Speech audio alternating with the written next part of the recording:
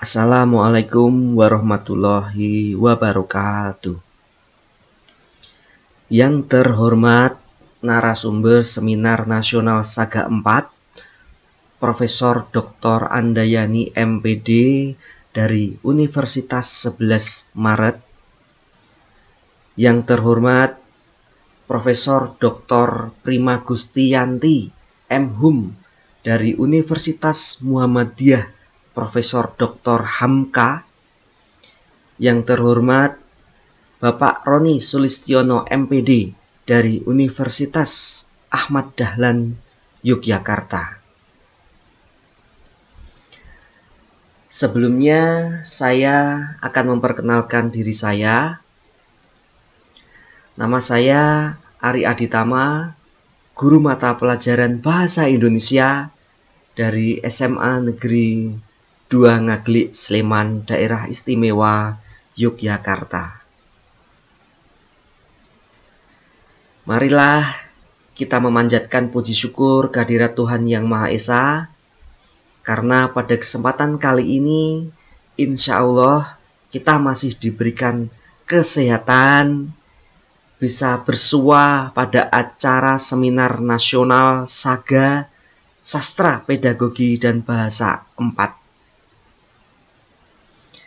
Sebelum saya memaparkan makalah ini, perkenankan terlebih dahulu saya menyampaikan ucapan terima kasih kepada para dosen UAD, yaitu Bapak Roni Sulistiono MPD, Bapak Dr. M. Ardi Kurniawan MA, Ibu Doktoranda Triwati Rahayu M.Hum, yang telah berkenan meluangkan waktunya kepada kami, MGMP Bahasa Indonesia Daerah Istimewa Yogyakarta, dalam proses pembimbingan hingga makalah ini dapat selesai dan dapat dipresentasikan pada acara seminar nasional ini. Pada kesempatan ini saya akan mempresentasikan makalah dengan judul Peningkatan Keterampilan Mengonstruksi Teks Eksposisi melalui Model Problem Based Learning di kelas 10 MIPA 2 SMA Negeri 2 Ngaglik. Langsung saja saya akan mulai presentasi ini. Seminar Nasional Saga 4, Sastra, Pedagogi, dan Bahasa, dengan judul Peningkatan Keterampilan Mengonstruksi Teks Eksposisi melalui Model Problem Based Learning di kelas 10 MIPA 2 SMA Negeri 2 Ngaglik.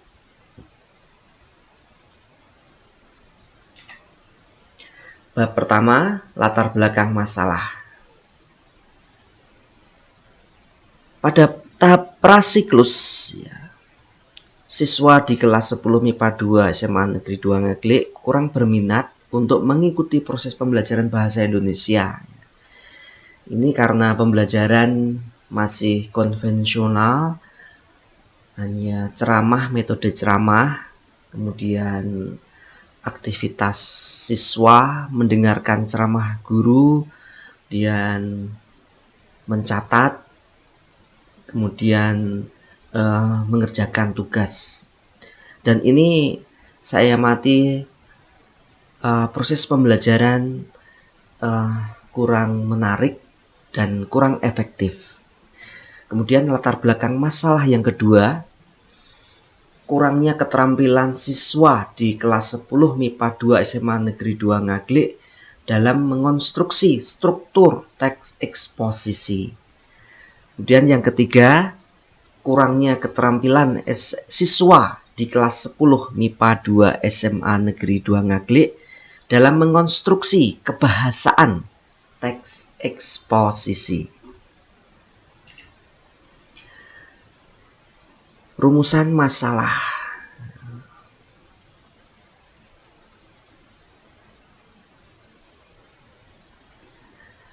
Bagaimana peningkatan proses pembelajaran mengonstruksi teks eksposisi dengan model problem based learning pada siswa kelas 10 MIPA 2 SMA Negeri 2 Ngaglik. Dan yang kedua, bagaimana peningkatan hasil pembelajaran mengonstruksi teks eksposisi dengan model problem based learning pada siswa kelas 10 MIPA 2 SMA Negeri 2 Ngaglik.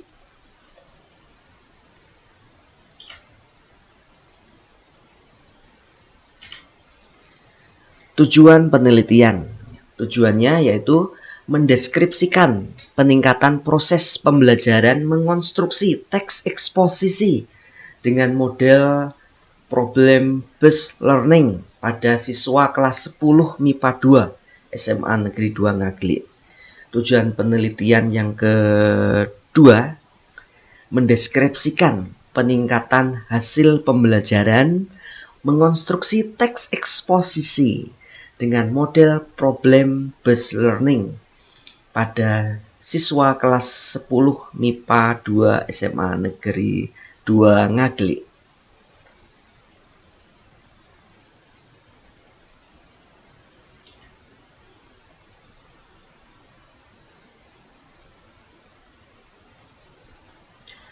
Bab 2. Kajian teori. Model pembelajaran yang digunakan adalah sintaks problem based learning. Kemudian model pembelajaran problem based learning atau PBL ya, dalam kurikulum 2013 memiliki langkah-langkah atau tahapan sebagai berikut. Yang pertama, orientasi peserta didik terhadap masalah. Kemudian yang kedua, mengorganisasikan peserta didik. Yang ketiga, membimbing penyelidikan individu dan kelompok. Kemudian yang keempat, mengembangkan dan menyajikan hasil karya. Dan yang kelima, menganalisis dan mengevaluasi proses pemecahan masalah. Nah, untuk model pembelajaran problem based learning ini, ya langkah-langkah pembelajaran problem based learning ini 1, 2, 3, sampai 5 akan saya lakukan pada setiap siklus. Dan kajian teori yang ketiga, yaitu selain model pembelajaran, ya, dibutuhkan juga media pembelajaran yang menarik sehingga proses pembelajaran dapat berlangsung dengan bagus dan sesuai dengan yang diharapkan. Oleh karena itu dibutuhkan yang namanya media. Media yang digunakan dalam penelitian ini yaitu teknologi informasi komunikasi atau biasa disingkat dengan TIK.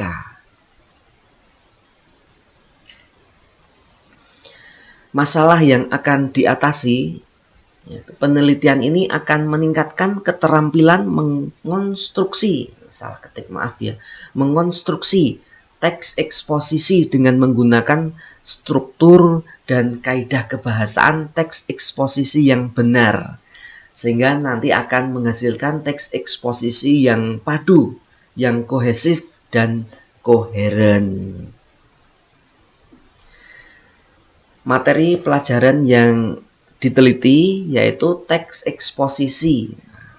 Teks eksposisi itu adalah uraian atau paparan yang bertujuan menjelaskan maksud dan tujuan, ya. Misalnya suatu karangan. Eksposisi disusun atas struktur eksposisi dan kebahasaan, sehingga nanti akan membentuk suatu paragraf yang padu, yang terjalin, yang kohesif dan koheren. Hipotesis tindakan.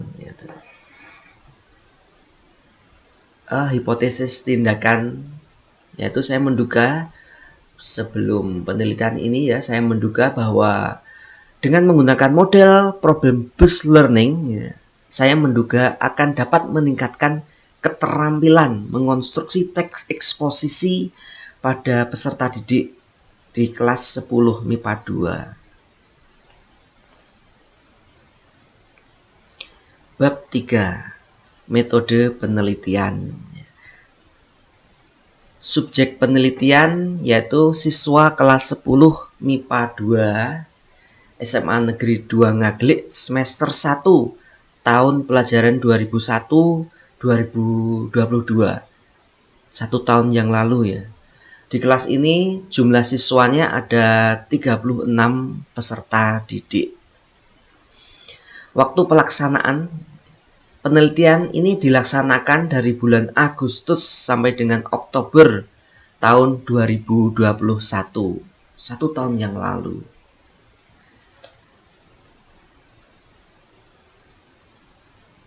Nah, ini bukti fisik daftar hadir. Setiap siklus saya meminta para peserta didik untuk tanda tangan bukti kehadiran dengan menggunakan TIK, yaitu dengan Google Form. Prosedur PTK, perencanaan.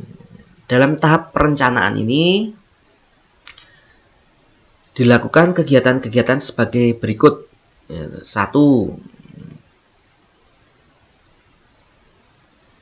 Membuat rencana pelaksanaan pembelajaran atau RPP. Yang kedua, membuat persiapan media teknologi informasi dan komunikasi. Pada kegiatan ini saya menggunakan TIK yaitu Google Classroom dan Google Form, dan nanti akan terhubung pada Google Drive yaitu JB Mail yang saya peroleh dari Balai Tekomdik Daerah Istimewa Yogyakarta. Dan membuat LKS atau lembar kerja siswa. Yang lembar kerja siswa ini saya menggunakan Google Form. Yang berikutnya 4 ya, membuat lembar catatan harian. Yang kelima, membuat soal praktik mengonstruksi teks eksposisi. Perencanaan. Kemudian yang kedua, langkah pelaksanaan. Orientasi peserta didik terhadap masalah, mengorganisasikan peserta didik, membimbing penyelidikan individu kelompok, ya, mengembangkan dan menyajikan hasil karya, menganalisis dan mengevaluasi proses pemecahan masalah. Nah, ini merupakan prosedur penelitian tindakan kelas yang telah saya lalui.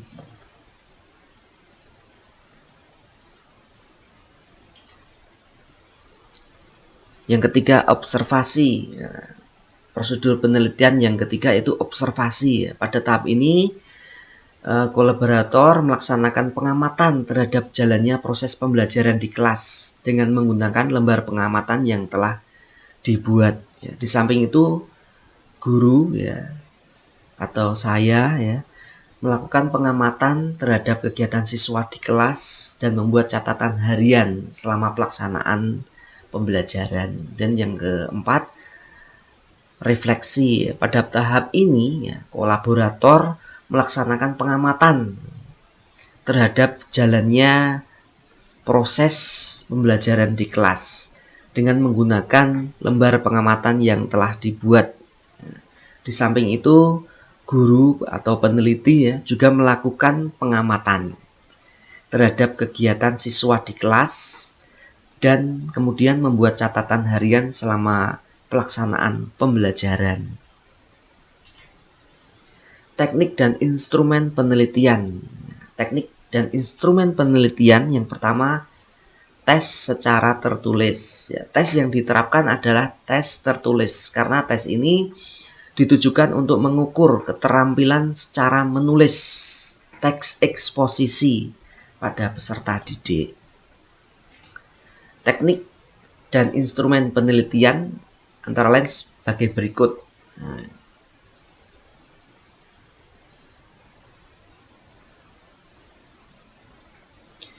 Yang pertama yaitu isi.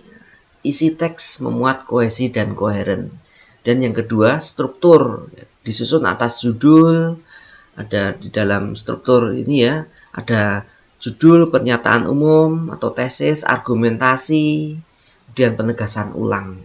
Nah, ini saya ambil dari kurikulum 13 ya, di dalam kurikulum 13 bagian teks eksposisi itu antara lain sebagai berikut. Dan yang berikutnya, instrumen penelitian yang berikutnya yaitu kaidah. Kaidah teks memuat menggunakan kata-kata teknis atau peristilahan. Dan yang kedua, menggunakan kata-kata yang menunjukkan kausalitas.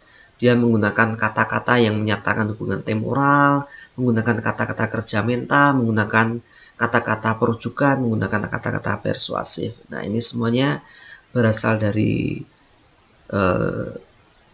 kurikulum K13. Jika para siswa itu mampu menulis secara kohesif dan koheren, itu nilainya maksimalnya 100 dan ini minimal 10. Dan kalau struktur maksimalnya 50 dan minimalnya 20. Dan kaidah juga maksimal 50, minimal 5.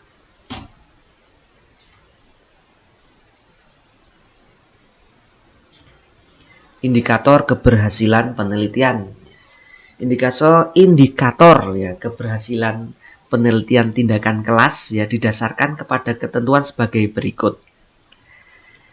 Nilai rata sekelas materi mengonstruksi teks eksposisi yaitu di atas KKM. KKM-nya yaitu 70. Jika sekelas itu saya rata-rata di atas KKM, maka kegiatan penelitian ini ya, berhasil. Tetapi apabila rata-rata sekelas ya, di bawah KKM, ya, berarti penelitian tindakan kelas ini belum berhasil.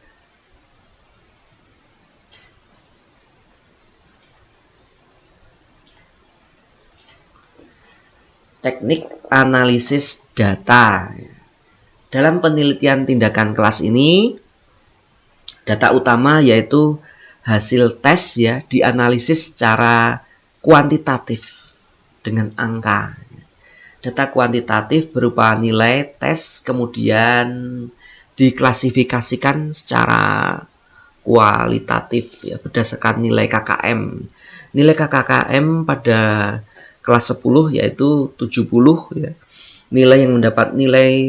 Siswa yang mendapat nilai 70 atau lebih ya dikategorikan telah tuntas ya. Sedangkan siswa ya yang mendapat nilai di bawah 70 dikategorikan tidak tuntas. Ketuntasan klasikal ya ditetapkan sebesar 70%. Artinya penelitian dikatakan berhasil apabila jumlah siswa yang tuntas ya mendapat nilai 70 ke atas ya telah mencapai sekurang-kurangnya 70% dari jumlah siswa di kelas itu. Apabila 70% siswa di kelas itu banyak yang tidak tuntas ya berarti penelitian ini gagal ya.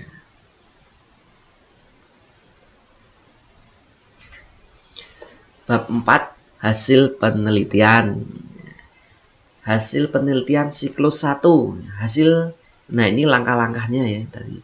Hasil perencanaan siklus 1 membuat rencana pelaksanaan pembelajaran RPP.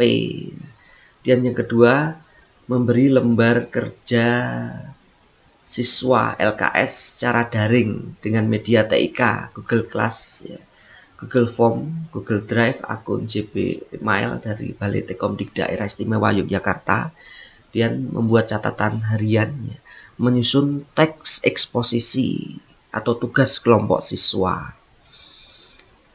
Hasil siklus 1, ya, hasil pelaksanaan siklus 1, ya. Setelah RPP dibuat, ya langkah berikutnya adalah melaksanakan pembelajaran di kelas sesuai dengan tahapan model problem based learning. Ya, ini berikut ini ya, sintaks problem based learning ada 5.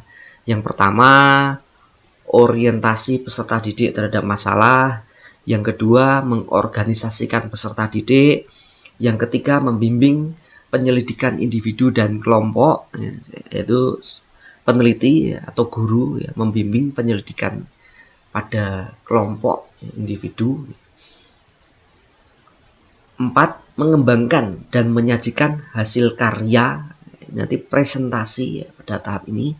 Dan yang kelima, menganalisis dan mengevaluasi proses pemecahan masalah. Nah, ini merupakan bukti pembelajaran siklus 1. Saya menggunakan media Google Form. Ya.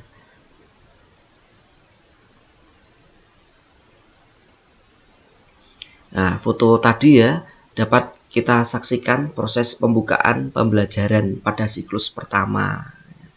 Kemudian para peserta didik ya pada tahap ini ya melakukan proses pembelajaran dengan model problem based learning dengan langkah-langkah pembelajaran problem based learning. Ya, yang pertama ya ini sintaks problem based learning. Yang pertama yaitu orientasi terhadap masalah. Para peserta didik kemudian membuka tautan ini. Tautan ini dibuka.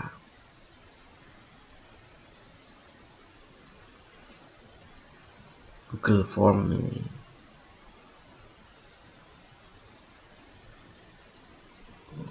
Google Formnya.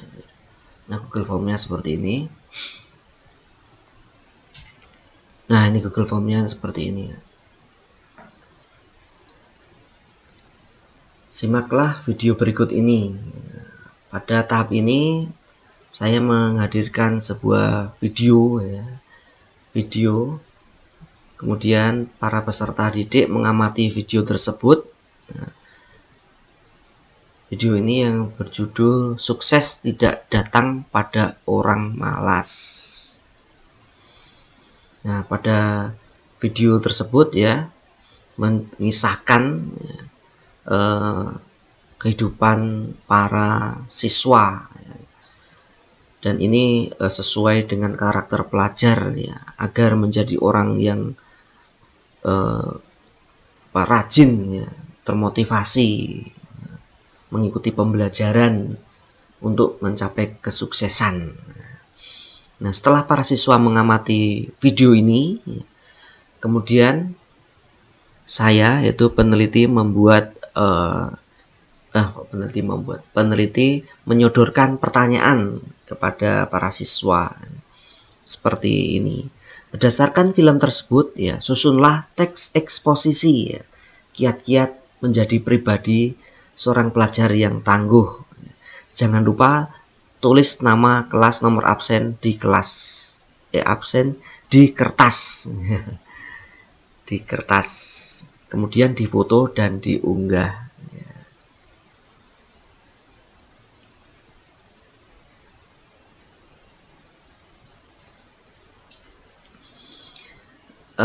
Tahapan yang kedua yaitu mengorganisasikan siswa belajar. Setelah siswa mengamati video tadi,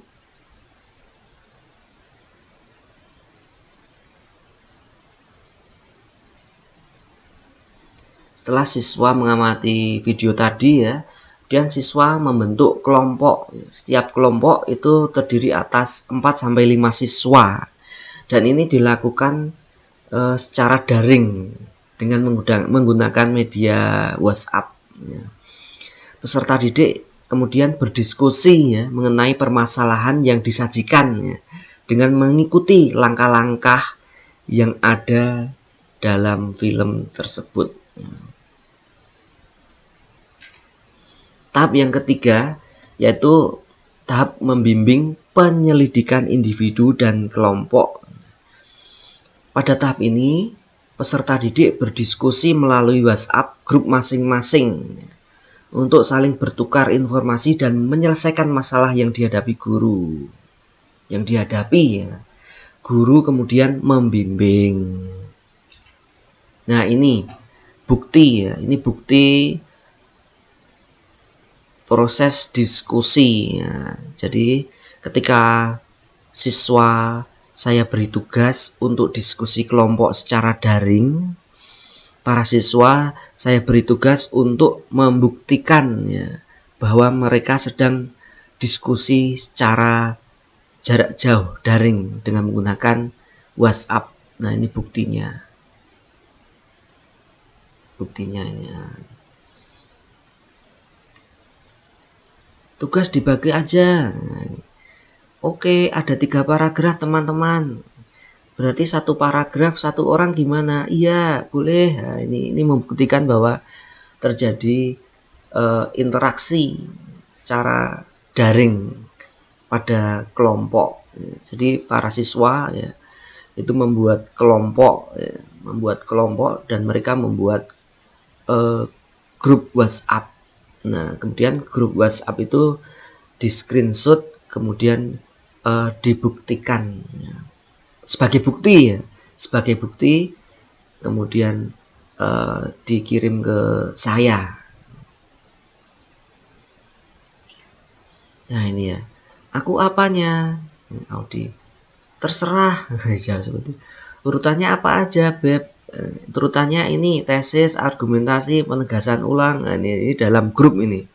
Jadi di dalam grup siswa terjadi diskusi jarak jauh.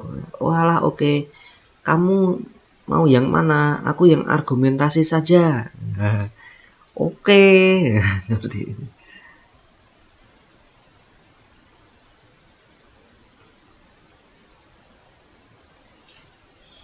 Tahap 4 yaitu mengembangkan dan menyajikan hasil karya.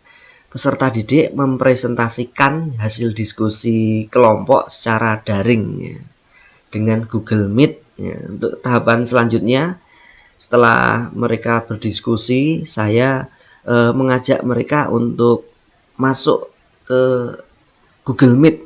Ya, saya mengundang mereka ya dengan menggunakan media TIK, dalam hal ini Google Meet.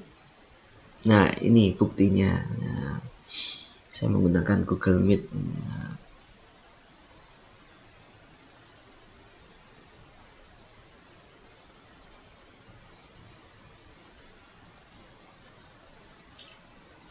Tahap yang kelima, menganalisis dan mengevaluasi proses pemecahan masalah.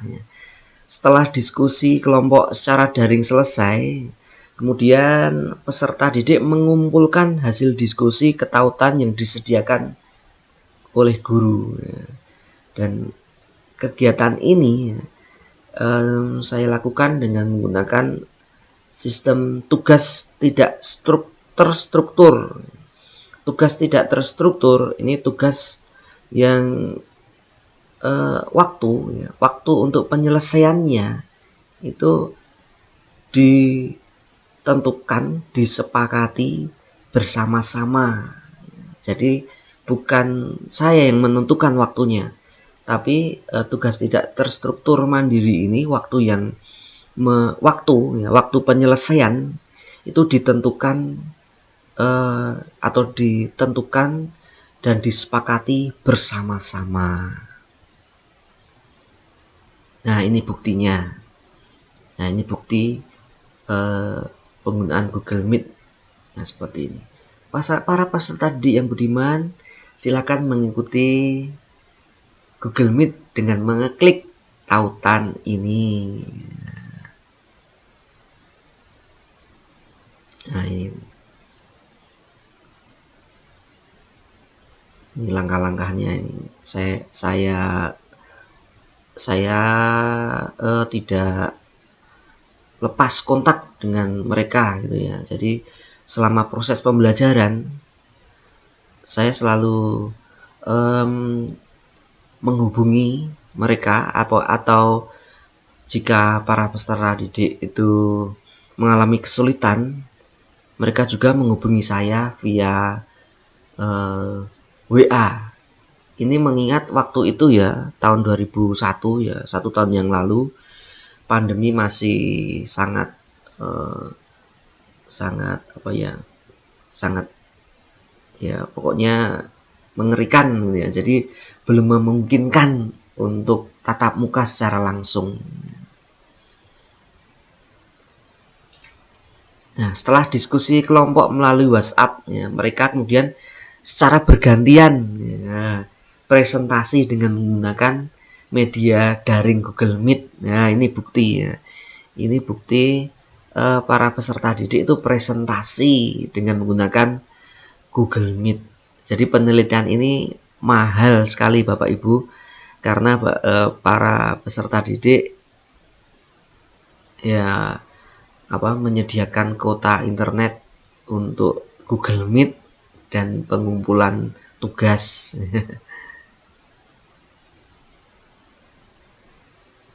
Nah, pada video ini ya, ini membuktikan bahwa peserta didik ini sedang menganalisis, mengevaluasi proses pemecahan masalah via daring. Ya.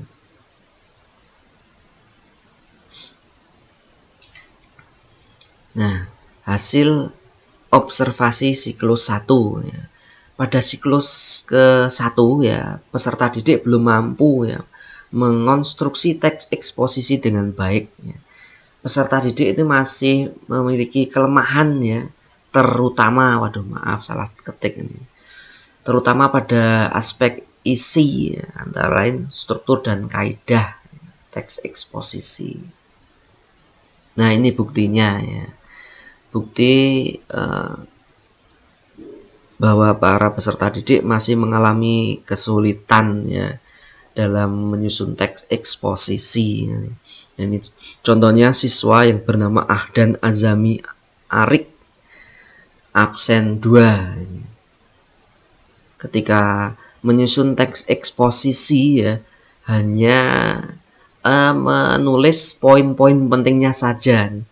Harus bisa memperjuangkan kesuksesan dengan menciptakan kondisi belajar yang baik.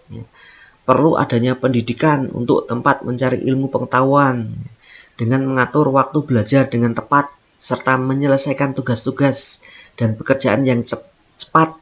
Ya, ini membuktikan ya siswa yang bernama Ahdan ini belum mampu menyusun teks eksposisi dengan benar, karena teks eksposisi ini hanya ditulis poin-poin pentingnya saja, tidak menggunakan struktur eksposisi yang lengkap ya, terdiri atas judul, tesis, dan alasan atau argumentasi dan penegasan ulang. Ini siswa yang bernama Ahdan ini hanya menulis poin-poin pentingnya saja. Ini menunjukkan pada tahap ini masih mengalami kesulitan dalam mengonstruksi teks eksposisi.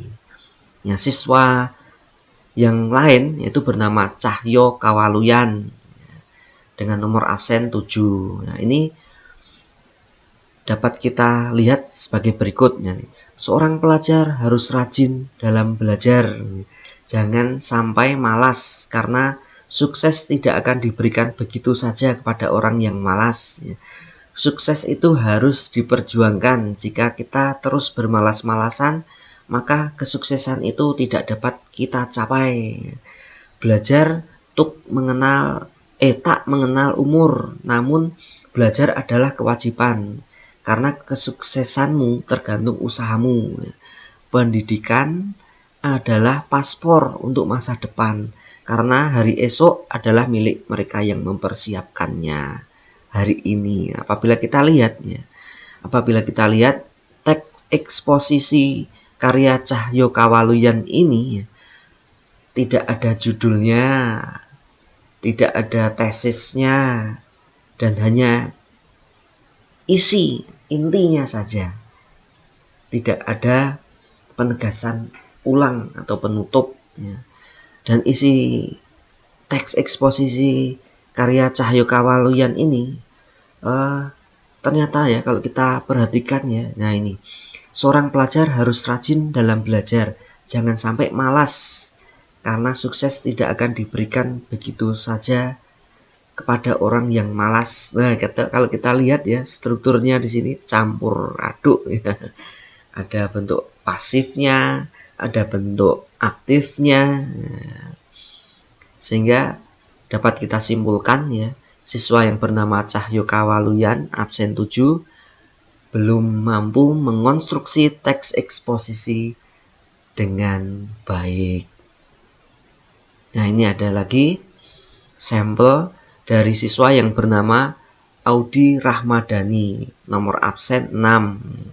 Nah, ini karya Audi. Belajar merupakan kewajiban bagi seorang pelajar. Belajar adalah langkah pertama untuk menuju kesuksesan. Belajar sangat penting bagi seorang pelajar karena dengan belajar kita mendapatkan banyak ilmu yang bermanfaat. Nah, kalau kita lihat di sini siswa yang bernama Audi ya belum mampu menyusun paragraf yang kohesif karena di sini banyak kalimat utama. Banyak kalimat utama. Sebaiknya ya, kata belajar adalah ini sebaiknya belajar merupakan kewajiban bagi seorang pelajar. Kegiatan ini ya, seharusnya Audi menggunakan kata perujukan ya, untuk menghubungkan kalimat penjelas dengan kalimat utama. Kalau kita lihat paragraf pertama, Audi belum mampu menyusun paragraf yang kohesif. Tapi apabila kita lihat paragraf ini sudah koheren. Paragraf yang kedua, ya, sebagai seorang pelajar kita harus bisa membagi waktu kegiatan lain dengan kegiatan belajar. Waktu yang digunakan untuk melakukan kegiatan tidak penting, alangkah baiknya diganti dengan kegiatan yang bermanfaat. Kesuksesan itu perlu diperjuangkan. Kita harus berusaha dan belajar semaksimal mungkin. Kesuksesan tidak bisa datang dengan sendirinya. Kesuksesan harus diperjuangkan. Nah, ini tidak kohesif ya. Ini 3 paragraf ini tidak kohesif. Tapi ini semuanya koheren. Dan apabila kita lihat karya Audi Rahmadani tidak ada judulnya. Tidak ada tesis. Tidak ada tesisnya, ini langsung poin-poin pentingnya saja. Nah, ini hasil refleksi siklus 1. Nah, berdasarkan tabel ini ya dapat kita simpulkan ya, pada siklus pertama ini ternyata yang tuntas itu hanya 1, 2, 3, 4. Ada hanya 4 siswa saja. Jadi ada 36 siswa. Ada 36 siswa. Dari 36 siswa ini yang tuntas hanya Almer, kemudian Elsa, kemudian Sakura, dan Tiara Ihda. Untuk yang lain, siswa-siswa yang lain itu masih belum mampu menyusun atau mengonstruksi teks eksposisi dengan benar.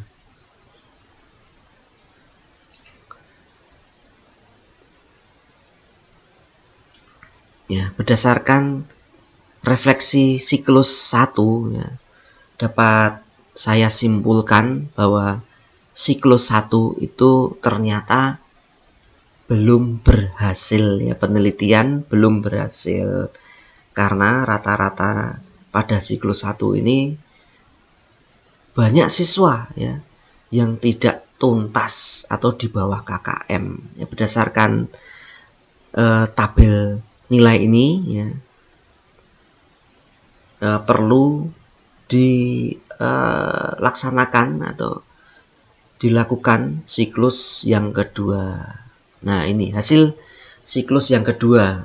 Ini langkah-langkahnya itu sama dengan siklus pertama, yaitu ada 5 tahapan atau masih menggunakan sintaks model problem based learning. Berdasarkan dari hasil refleksi siklus 1 terdapat hal-hal yang masih perlu diperbaiki. Hal tersebut adalah aspek isi, struktur, dan kaidah kebahasaannya. Keterampilan mengonstruksi teks eksposisi siswa kelas 10 MIPA 2. Maaf, saya kadang menulis konstruksi salah karena saya kopas dari KIKD K13 ya. KIKD K13 ini mengkonstruksi ditulis mengkonstruksi ya, ada kesalahan di situ. Yang benar mengonstruksi. Keterampilan mengonstruksi teks eksposisi siswa kelas 10 MIPA 2 pada siklus 1 sebagian besar masih di bawah nilai KKM. Ini berarti proses pembelajaran belum berhasil karena nilai kelas ya masih di bawah 70. Aspek yang masih perlu ditingkatkan pada siklus berikutnya yaitu meliputi kohesi, struktur eksposisi yang meliputi tesis, argumentasi, serta penegasan ulang. Jadi sebagian besar itu belum tuntas dan masih perlu ditingkatkan lagi. Hasil pelaksanaan siklus 2 ya, pada tahap pelaksanaan siklus kedua dilaksanakan 2 kegiatan, yaitu secara daring penuh dan tatap muka terbatas. Jadi pada siklus kedua itu campuran campuran secara daring dan secara luring ya. Meskipun dilaksanakan secara tatap muka atau luring ya, pengumpulan tugas siswa yaitu secara daring karena ini untuk membatasi kontak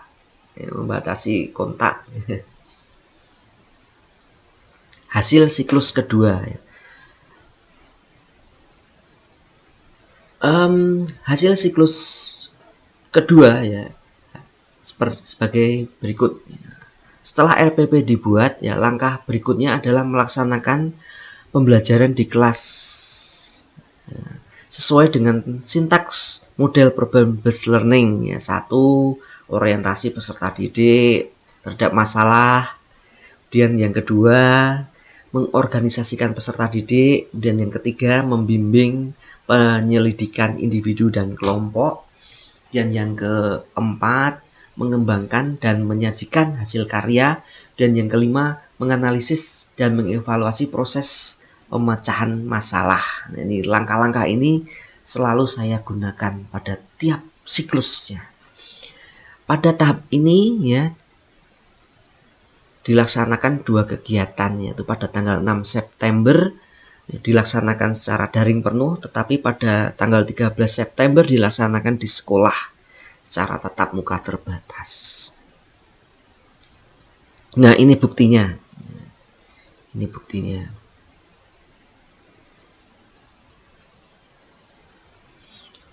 Kebahasaan teks eksposisi siklus kedua pertemuan 1. Nah, ini saya menggunakan media Google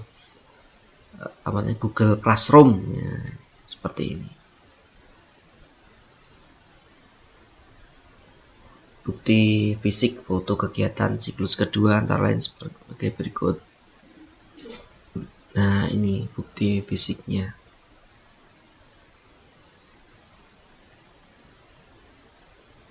Tahap 1, orientasi terhadap masalah ya. Pada pertemuan pertama, peserta didik masuk tautan berikut ini ya.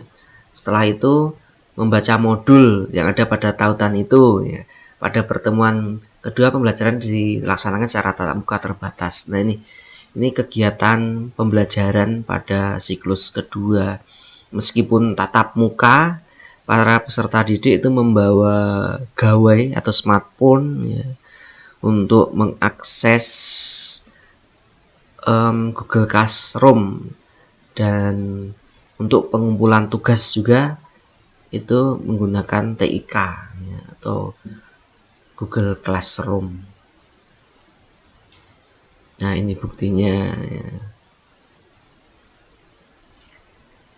Nah, tahap yang kedua, mengorganisasikan siswa belajar secara luring dan daring. Nah, ini para peserta didik, meskipun kami ya tatap muka di dalam kelas, kami tidak berinteraksi secara langsung.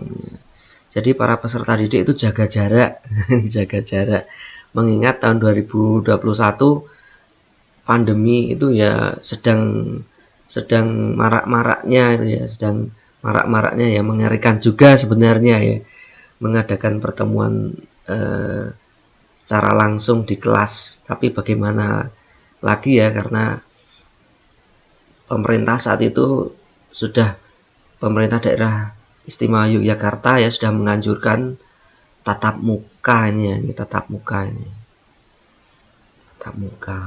Tapi tatap muka terbatas ya, tatap muka terbatas, jaga jarak, pakai masker, terus pengumpulan tugas tidak dengan kertas tapi dengan lembar jawab komputer, atau LJK-nya itu pakai GCR. Jadi ini para peserta didik ini membawa HP, masing-masing membawa HP. Nah ini ya, nah ini para peserta didik diskusi yang meskipun berhadapan, mereka ketika berkomunikasi pakai HP, pakai HP dan jaga jarak. Tahap 3, membimbing penyelidikan individu dan kelompok secara luring dan daring campur. Tahap 4, mengembangkan dan menyajikan hasil karya. Nah, untuk tahap ini ya, para peserta didik membentuk kelompok. Kemudian di dalam kelompok, kemudian mereka itu diskusi, kemudian mendapatkan materi tentang teks eksposisi, kemudian mendapat tugas dari saya. Nah, tugas tersebut, nah ini judulnya seperti ini ya, patuh dan taat dengan protokol kesehatan, selalu jaga jarak ya. Nah, ini tugas dari saya selalu berpesan pada mereka untuk selalu taat pada protokol kesehatan, jaga jarak ya. Bentuklah kelompok dengan anggota maksimal 6 siswa. Cermatilah tesis berikut ini. Ya, saya menentukan tesis. Nah, ini kiat-kiat menjaga imun tubuh saat pandemi. Kemudian yang keempat, diskusikan, susunlah tesis tersebut menjadi teks eksposisi. Selama diskusi selalu patuh pada protokol kesehatan. Nah, saya selalu siap dihubungi mereka apabila mereka mengalami kesulitan gitu ya, saya selalu standby, HP saya selalu saya hidupkan. Setelah selesai, kemudian mereka presentasi dengan menggunakan LJK, lembar jawab komputer yang sudah saya siapkan. Tahap kelima ini, menganalisis, mengevaluasi proses pemecahan masalah secara daring dan luring. Nah, seperti ini. Secara berkelompok maksimal 6 siswa. Jelaskan struktur teks eksposisi dengan menggunakan video durasi 3-5 menit. Jangan lupa tulis nama, kelas, nomor urut kalian dalam video tersebut. Nah, ini mereka menganalisis, mengevaluasi soal yang saya sodorkan. Nah, ini hasil observasi siklus kedua. Pada siklus kedua ini, ternyata ya mereka mampu mengonstruksi teks eksposisi dengan baik. Ya. Dari aspek isi yang sebelumnya hanya mampu mengkonstruksi secara koheren dan tidak kohesif gitu ya, pada siklus kedua ini ya, terjadi peningkatan secara ya terjadi peningkatan gitu ya, siswa yang sudah mampu mengonstruksi paragraf eksposisi secara kohesif dan koheren. Jadi pada tahap ini para peserta didik itu sebagian besar itu mampu menyusun teks eksposisi dengan benar. Nah, ini hasil refleksi siklus kedua. Nah, ini hasilnya seperti ini. Ya, ini. Ada yang tidak tuntas itu hanya 1, 2, 3, hanya 3 saja ya. Hanya 3 saja. Hanya tiga, yaitu Amalia, Danendra, kemudian Hawila. Dan sebagian besar itu tuntas pada siklus yang kedua ini. Nah, ini bukti fisiknya seperti ini ya. Ini Cahyo Kawaluyan absen ke-7 yang semula itu hanya menulis poin-poin penting ya, setelah melaksanakan model pembelajaran problem based learning ya, Cahyo Kawaluyan itu mendapatkan informasi teks eksposisi yang baik, yang benar itu bagaimana, itu pada kelompoknya ya, pada kelompok Cahyo ya. Mereka itu berdiskusi struktur teks eksposisi dan kebahasan teks eksposisi yang benar. Nah, pada diskusi kelompok ini ya, siswa yang tidak mampu akan menjadi mampu, akan menjadi paham ya. Dan ini buktinya. Ada judul, ada tesis, ada argumen-argumen, ada penegasan ulang. Ya, pembahasan. Ya, berdasarkan pengamatan peneliti ya, pada siswa kelas 10 MIPA 2 SMA Negeri 2 Ngaglik ya, menunjukkan bahwa para peserta didik ya mengalami kesulitan ketika diberi tugas untuk mengonstruksi teks eksposisi dengan menggunakan struktur bahasaan yang baik. Hal ini disebabkan ya karena siswa belum memahami struktur dan kebahasaan teks eksposisi. Melalui pembelajaran, ya, siswa dan guru dapat meningkatkan keterampilan mengonstruksi teks eksposisi ya dengan menggunakan struktur yang benar, serta mampu menguasai aspek kaidah kebahasaan teks eksposisi. Nah, ini penilaian ini ya terlaksana sesuai dengan jadwal, yaitu dilaksanakan sesuai dengan jadwal, yaitu ya 2 siklus ya. Pada siklus pertama para siswa kelas 10 MIPA 2 belum mampu menguasai aspek struktur kaidah kebahasaan teks eksposisi ya. Sebagian besar mengalami permasalahan pada mengonstruksi isi teks eksposisi ya. Para peserta didik belum dapat mengonstruksi teks eksposisi secara kohesif dan koheren. Pada siklus kedua, hasil yang diharapkan peneliti sudah berhasil tercapai sesuai dengan dugaan saya tadi di awal. Sehingga pada tahap ini tidak perlu ditambah siklus lagi, karena apabila saya rata-rata pada tahap kedua ini para peserta didik itu sudah di atas KKM. Meskipun ada yang di bawah KKM itu hanya sedikit, hanya 3 siswa. Dan saya rasa tidak perlu ada lagi penambahan siklus karena penelitian sudah berhasil. Dan ini karena para peserta didik menerapkan langkah-langkah atau sintaks model problem based learning.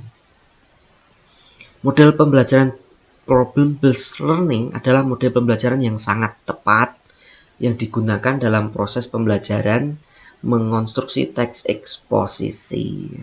Melalui model pembelajaran ini, para peserta didik ya, berlatih dalam kelompok. Ya.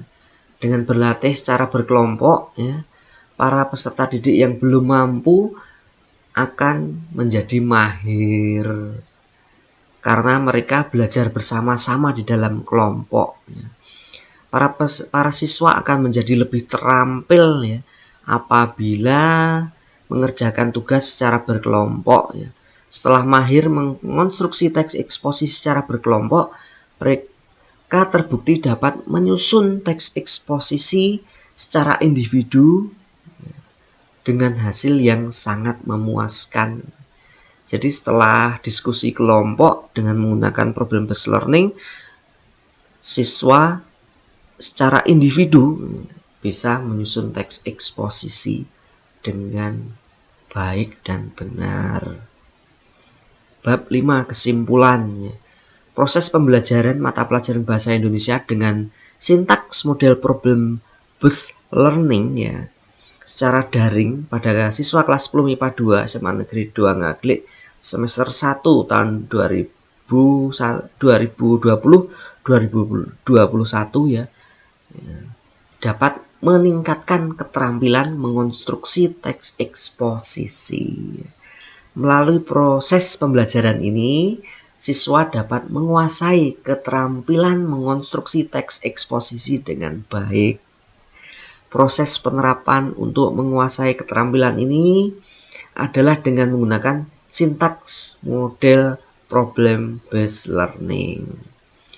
Kesimpulan yang kedua ya, melalui penerapan pembelajaran dengan menggunakan model PBL problem based learning dengan media daring dan hasil belajar siswa ya, pada mata pelajaran bahasa Indonesia kelas 10 MIPA 2 ini ya dapat meningkat sesuai dengan yang diharapkan.